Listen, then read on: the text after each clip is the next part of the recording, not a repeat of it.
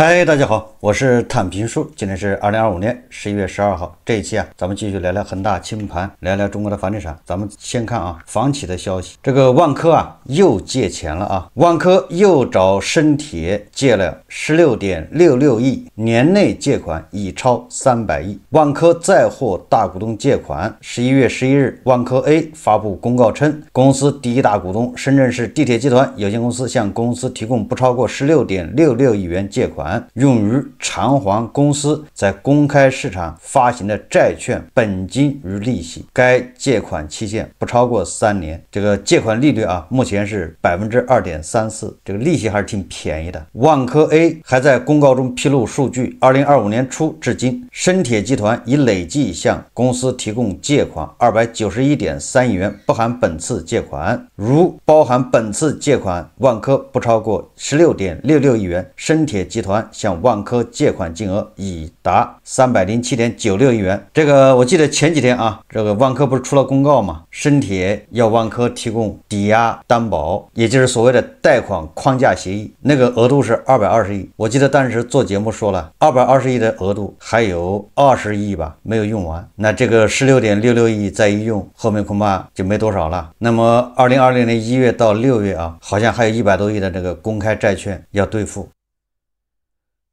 怎麼辦呢？即便深圳地鐵有的是錢，萬科你也能背得走也就是你能把它背走。什麼意思呢？就是你得有相應的資產來抵押。如果你沒有資產來抵押，深圳地鐵已經沒有辦法空放這就他不可能說你打個借條簽個合同，人家就把錢給你，這叫空放。你得有相應的股權、土地、資產，對吧？各種東西拿來抵押，有瑕疵的你還得處理好。所以說還能借多少錢？目前看萬科自身條件，你把家當再搜羅都押給深圳地鐵換錢，我看夠嗆這個萬科還發了個公告前不久這個上海大賣的那個樓盤呢，叫高福雲境1.6億，都是日光30萬1平米的房子，那就是萬科的但是遺憾的是什麼呢？萬科 A 這個回復投資者說高福里與中興奧舍屬非併表項目。證券日報網訊，萬科 A 11月11日在互動平台回答投資者提問時表示，高福里與中興奧舍屬非併表項目，不通過存貨科目進行核算。有很多萬科的投資者一看哇，這個上海這個高福雲境賣的這麼火，30萬1平，1.6億一套，一天就賣完了，那得賺多少錢那這個是不是就能對這個萬科的業績有所提振？不過很遺憾的告訴投資者，萬科這個項目是不併入報表的。什麼意思呢？也就是這個到時候作為一個投資收入他在這個項目投了多少錢，回了多少錢，利潤不併表。不併表什麼意思？就這個項目賣了200億，併表就把200億加到萬科頭上，萬科這個又多賣了200億，但是現在是不併表，所以這200億不算萬科的。但是這個項目一共，比如說到明年後年結算的時候賺了10個億，那萬科對吧？投入多少錢賺了10個億，他就是到時候算賺的錢，算他的利潤。併表不併表主要是看控股，就是如果你要占這個項目的51%股份，就要併表。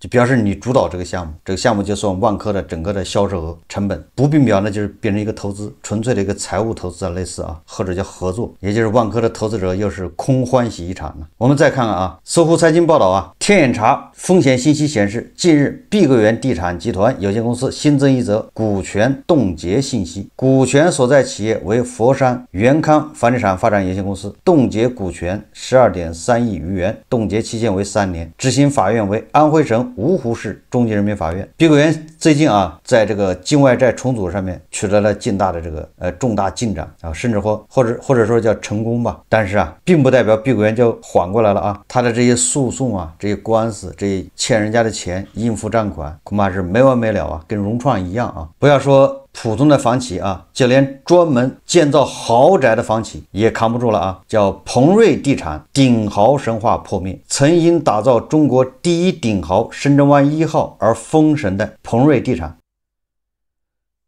近日陷入全線溃敗。工商資料顯示，其法人已悄然變更為橫跨多領域的職業頂包人張楠，那就是背債的唄，職業背債人吶。與此同時，鵬瑞旗下項目全面告急，廣州項目停工，佛山豪宅價格腰斬，東莞項目維權不斷，內部更是被曝拖欠工資。這一系列跡象是否表明這家昔日定義深圳豪宅天花板的房企正在迎來自己的倉促結局？生產豪宅的啊，我记得那個福建有一家老板姓黄吧，也就是到處造什麼院子的，北京院子、上海院子，是吧？早早就爆雷了啊！不会因为你造的房子貴，你就可以幸免於難啊！這個財新週刊說啊 ，A 股33家房企總資產同比下降11%。地產行業尋找底部信號，房地產行業繼續處於縮表進程當中。廣發證券近期發布的房地產行業2025三季度報總結顯示，截至2025年3季度末 ，A 股33家樣本房企總資產規模7.7萬億元，同比下降11%，較2024年全年10%的同比降幅進一步擴大。這個廣發證券是從 A 股的這33家上市房企來觀察啊，來研究，發現啊 ，A 股的這33家房企總資產在縮水，而且2025年縮水的速度比2024年要快，你看這加速在縮水啊，叫瘦身呢。這個不是某一個房企不行啊，整個的。那這33家就包括什麼保利啊、中海啊，对吧？這些都在裡面啊。恆大暴雷已經4年了啊，4年多了。雖然我們一直在救房企，對吧？救樓市，出台各種政策，白名單什麼硬貸、近貸萬箭齊發，但是房企的日子是一天比一天難，這個大家通過媒體報道是吧，都能感受到。如果不是一天比一天難，那萬科怎麼緊着跟這個大股東借錢呢？對吧？這個 A 股啊，萬科是頭一遭啊，第一例啊，上市公司要掏空大股東。這個虎市啊，歷來都是大股東啊占用上市公司的錢，大股東掏空上市公司，就像這個恆大掏空恆大物業一樣，對吧？中國恆大把恆大物業150億、140多億啊拿走了嗎？這不就是掏空嗎？但你看啊，上市公司掏空大股東的，萬科做到了，已經掏了300億了。我们再看看啊，這各路專家是怎麼看待房地產市場的？首先是瑞銀的報告啊，最近又出了個報告，說中國家庭資產配置房產佔比高達70%到90%，這個大家都知道這數字啊，基本上是這麼個情況。現在大部分購房者已虧損，整體來看，一線城市業主仍有小幅盈利，但二線城市虧損比例達到56%，三線城市購房者普遍虧損。什麼意思呢？一線城市啊，也就是虧損的業主啊稍微少一點，你其實也有很多人虧損啊，但是二線城市說56%的這個購房者啊已經虧損了，他這個指的是那個按揭貸款的嘛，而3、4線城市購房者普遍虧損，就是說不管你是哪一年買的，差不多都開始虧了。北京的房價跌到什麼時候了？這只能說是個平均值啊，大概已經跌到2015年了。一線城市都差不多吧，大概是這個水平，也就是你2015年以後買房的，恐怕大概就在虧損邊緣了。這是瑞銀的報告啊。這個鳳凰網財經啊，他報道說，這個專家建議設5萬億房地產穩定基金。在網易財經智庫匯智1555節目中，中泰國際首席經濟學家李迅雷認為啊，他認為存款搬家推動牛市的說法是錯誤的。那這個咱們也說過啊，央行發布的數字啊，也不支持存款搬動啊推動牛市，也就是說，韭菜把這個存在銀行的錢紛紛拿出來去炒股，這個央行的報告也不支持這個啊。那麼在李迅雷看來啊，存款搬家更多的還是與房地產周期相關。為了縮短房地產下行周期，他建議設立5萬億房地產穩定基金。專家的口氣好大呀，動不動就5萬億房地產穩定基金。不管這些專家出於什麼目的啊，對吧？很多專家總是建議啊不能降價，但是對消費者來說，對吧？我們希望降價。雖然這個降價最終啊導致通縮啊，導致大家收入也在下降，但是消費者總覺得收入下降總在後面，我們當下就要它降價。但是很多專家啊，很多這些企業，他們妄圖啊不降價，對抗降價。你比如茅台，你看茅台現在啊，這個各大平台開始保價，誰要低於這個官方指導價賣，哪怕你補貼都不行，賣一瓶也不行。如果你要低於官方指導價賣，那就認定你那個酒啊，要麼是來源不明，要麼就是假酒。你看啊，市場本來就是它不降它賣不掉，降了才能賣得掉，非有人啊不讓它降價。房子也一樣，对吧？恆大剛爆雷的時候，各個地方政府是不允許降價的啊，對吧？你指導價、備案價，你房子都有備案價嘛？備案價基礎上只能降，对吧？95折卖，一旦你降价了，人家就要找你谈话，勒令整改，对吧？扰亂市场秩序。你看看他們採取的手段都是不讓降價，對抗市場。最終呢，你對抗市场，結局就是賣不掉，結局是房企被憋死了。如果早點允許人家降價，說不定有的房企啊還能早點脫身，不至於搞個大窟窿，不至於，對吧？現在需要大頭來買單，房企就這麼活活被拖死了啊，拖得爆雷，因為他房子賣不掉啊，你也不讓他降價。好了，現在降價人不買了，趨勢已經形成了，韭菜都已經學精了，人家不買了。你像降少了人不買，降多了可以。你看茅台也這樣啊，還有这個其他的酒開始限價，不讓它降價。跟市場對抗可笑嗎？他以為啊，大家統一起壟斷，形成一個壟斷，大家都必須不能低於某個價賣，這不就是相當於壟斷嗎？沒有用的啊！所以專家建議啊，搞什麼5萬億的房地產穩定基金，你要穩定啥？你要穩定房價是嗎？房價只有下跌，韭菜才可能接受，對吧？那個他韭菜把兜裡的錢掂量掂量，覺得夠得上了，能買了，人家才買。人家韭菜兜裡的錢也沒漲，完了你房價又不跌還漲，那韭菜根本不會買啊！不買那你怎麼穩得住呢？沒有成交量，對吧？那你就自娛自樂吧。我換種說法啊，最近最火的不就是銀行開始跳出來賣房嗎？銀行跨界賣房，然後還有人說啊，這個房地產行業最大的刺客出現。這個三湘都市報報道啊，他說湖南出現銀行直供房4折房源啊，最近樓市出了一個大新聞，全國不少地方冒出了銀行直供房。價格比市場低15%到25%，甚至有房源直接打4折。如果專家說要5萬億的這個房地產穩定基金，對吧？還有專家不說過嗎？要地方政府發債收房子，對吧？把這房子作為保障房。他們的邏輯是什麼呢？邏輯就是市場上房子供應多了嘛，供應多了，你政府把它一收，然後不賣，作為保障房，那這樣的市場供應就少了，供需就平衡了。這種就屬於那種死讀書的，把書讀死了，刻舟求劍。如果這一招管用的話，那對吧？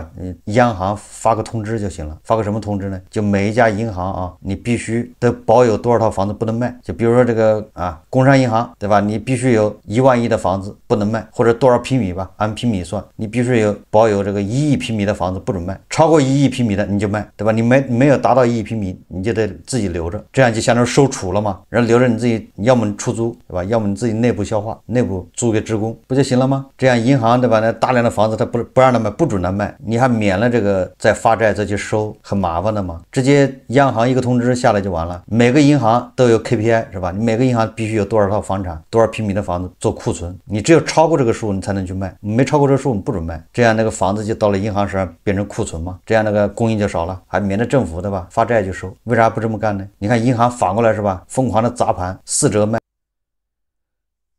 我們再看看啊，這個前恆大首席經濟學家任澤平老師啊，他怎麼看待這個未來的房價？未來的房價還會不會漲？還能不能買？任澤平老師啊，有話說啊，大家看視頻。未來中國房價還會不會漲？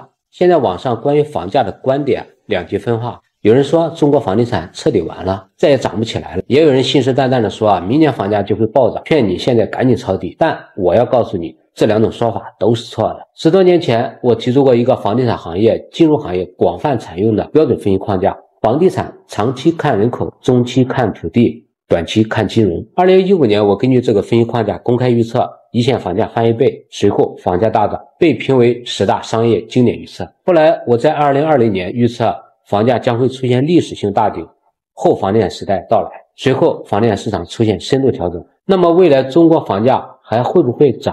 房子還能不能買？今天這條短視頻我用幾分鐘幫你看清未來中國房價走勢以及背後的真相。首先，中国房子真的已經過剩了嗎？總體看，中国城镇住房確實從嚴重短缺轉向總體平衡。1978年，全國城鎮住房大概只有3100萬套，而今天2025年已經超過3.7億套。耗戶比也從 0.8 升到了 1.07， 從短缺時代的不夠住變成了總量平衡的基本構筑。但請注意，這個平衡是有問題的，它是靜態的，不是動態的，是總量的，不是結構的。2023年，一線城市，比如說北京、上海，耗戶比只有 1.01， 住房仍然緊張，而部分3、4線城市已經達到 1.12， 明顯過剩。更關鍵的是，很多城市的老房子佔比高，戶型差。大家真正想要的改善性好房子依然短缺。那麼究竟什麼決定房價走勢？房地產長期看人口，過去20多年是我國房地產的黃金時代，因為1962到1976年是我國人口出生高峰，平均每对夫婦生5个孩子。这些婴兒潮人口在過去20多年正好趕上結婚生子，是這段時期的買房主力。他們趕上了改革開放、全球化、城鎮化加速、貨幣寬鬆的時代紅利，成為推動房價上漲的主力。但今天這個基本盤變了，我國的勞動年齡人口總規模在2013年觸頂，從那以後一路下降，從10億人降到了9.6億人。勞動年齡人口在總人口當中的佔比從 74.5% 降到了 68.3%， 預計到2050年會降到大約 58%。2024年我國城鎮化率達到了 67%， 從農村往城鎮轉移人口也接近尾聲。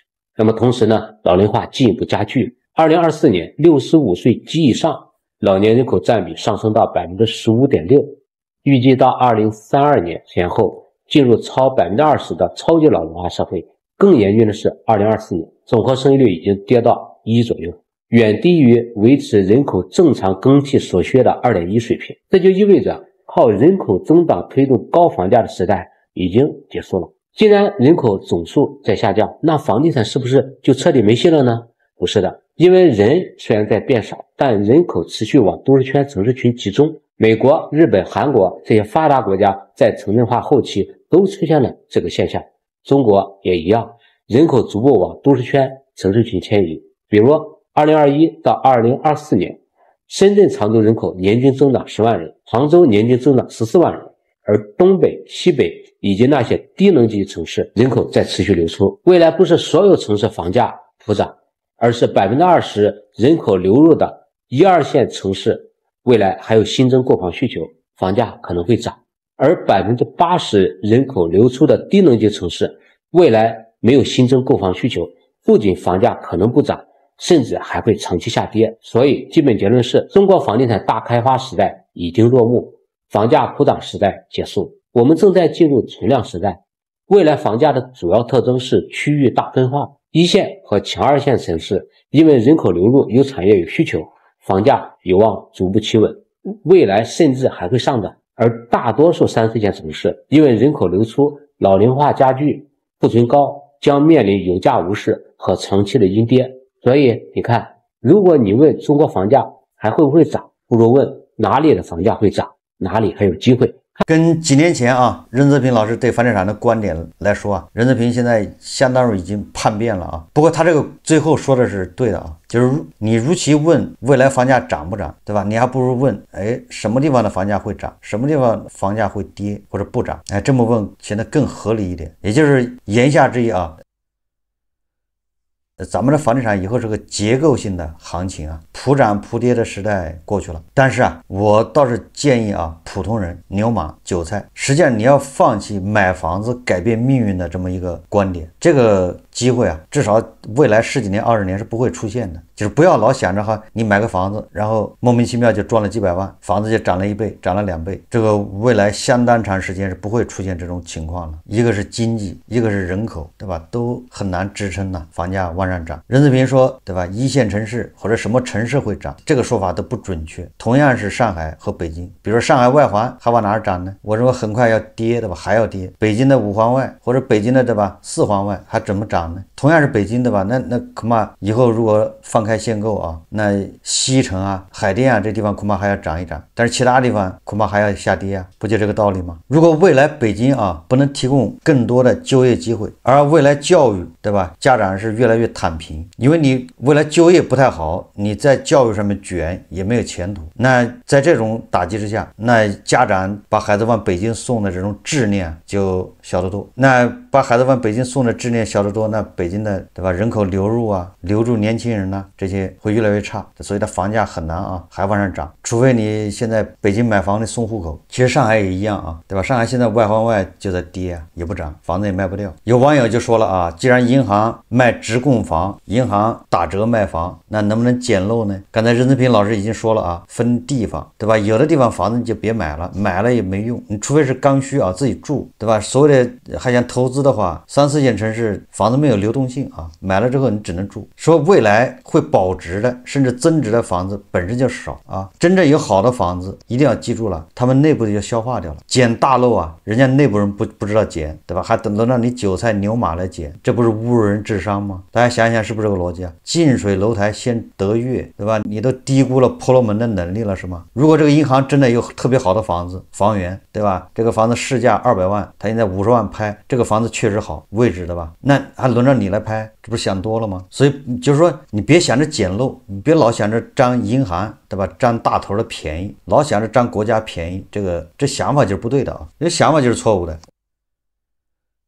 我們再看看這個樓市情況啊，這個有媒體報道啊，截止到11月10號，重點城市住宅銷售數量，這個重點15個城市啊，北京、上海、深圳、廣州、杭州等等呢。11月截止到10號啊，新房同比下降52%，二手房同比下降28%，什麼概念？跟去年11月份比，這就腰斬了啊！新房腰斬，二手房下降28%，那是不是第4季度就是斷崖式下跌啊？這也說明為什麼銀行急了，對吧？不管不顧了，搞出這麼大動靜啊！這個上海新房日均銷量207套，與去年同比啊下降42%，已經比2022年還要低了啊！這就是咱們11月份的這個樓市的一個現狀，已經說明問題了啊！加速吧。最後我們再看一看這個什麼叫變廢為寶。這個南風窗它有個報道啊，這個報道挺長的，咱們簡單介紹了啊。說霸總富婆救活鄭州爛尾樓，國際大都市鄭州啊有很多爛尾樓，但是有一些爛尾樓啊居然被盤活了。它的盤活不是說把它房子蓋好了，而是變成一個拍短劇的基地，說明啊人挪活，叫树挪死啊，对吧？人挪活嘛，只要願意動腦筋，對吧？還是能變廢為寶啊。爛尾樓重生為短劇拍攝基地。近日，顧氏集團一名身着白色正裝的記者舉着話筒，鏗鏘有力地念着台詞，在他身後4、5個戴墨鏡的保鏢簇擁着一位西裝革履的男子走了過來，畫面之外傳出圍觀群眾的感嘆聲：這老板好帥！這是一個短劇拍攝現場，所有信息都被記錄在一則15秒的視頻裡。今年下半年以來，陸續有媒體報道說，鄭州一爛尾樓盤搖身一變成為了短劇拍攝基地。2025年9月，第一財經記者從相關工作人員處獲知，養生谷目前已暫停短劇拍攝預約，場地有別的安排。此後，有關養生谷的命運再也沒有被公開披露。10月中旬，研財經記者來到鄭州養生谷，發現售樓處大門敞開，裡面巨大沙盤不知何時被清走了，一組裝修團隊已經進駐。養生谷目前由荥陽市健康園區管委會接管。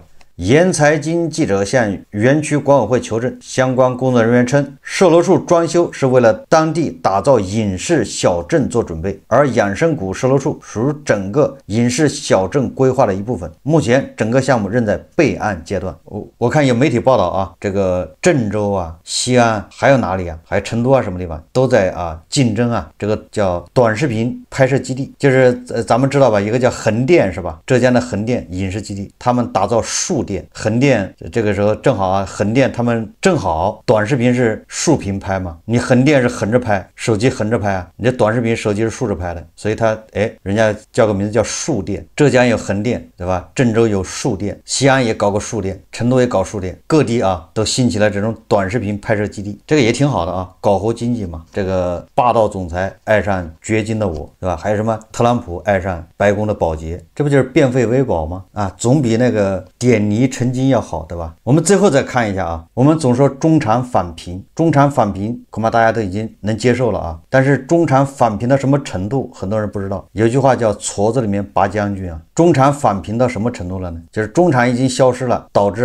外賣騎手成為城市的準中產。不知道這個是該高興還是該悲傷啊？外賣騎手已經成了準中產。2025年3月份啊，中國新就業形態研究中心發布2024年中國藍領就就業調研報告，2024年外賣員在本地就能獲得可觀收入。县域經濟中，外賣新中產湧現，外賣員月收入超7000元，時薪多達33.6元，比建築工的24元高出40%，高於網約車快遞員。2025年7月，外賣員數量突破1400萬。在高收入、高自由度之外，外賣還有相對的穩定性，身體還行就能跑。你說說，這是黑色幽默還是什麼呢？外賣員一不小心成為城市的準中產了，那你說樓市還怎麼穩呢？靠外賣員一單一單的這麼送，然後買房子？所以就冲这个啊，这个你很难说房價見底了，你也很難說這個時候是叫底部，感覺現在腰部啊。好，這期節目啊，咱們就聊到這裡，感謝大家收看。如果喜歡我的節目，歡迎訂閱轉發，也可以在下方留言評論，謝謝大家。